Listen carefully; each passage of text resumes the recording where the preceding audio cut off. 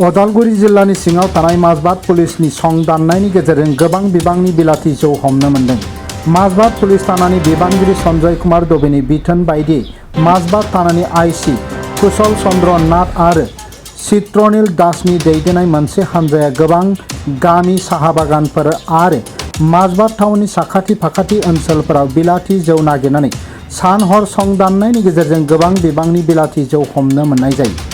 बिलाथि जौजों लोगोसे बियारफोरबो हमनो मोननाय जायो। माजबाद थानानि पुलिस बिबानगिरि सन्जय कुमार दुबेआ खौरांगिरिफोरनि सिगाङाव फोरमायो दि माजबाद ओनसोलाव बेबायदि आयेन बेरेखा बिलाथि जौ फालांगिनि सायाव आसाम पुलिसनि सं दाननाय हाबाफारिया सोलिबाय थागोन।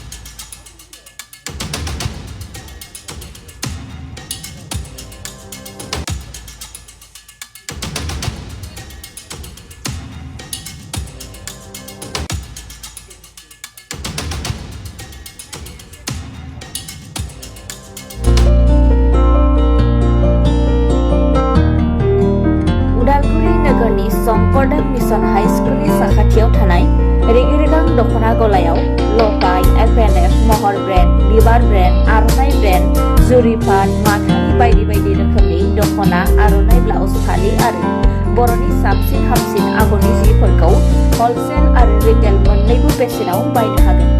बेनि थाखाय नोंथाङा 7896313108 एबा 8471820909 जानबुं नाम्बाराव सुलाद लानो हागोन।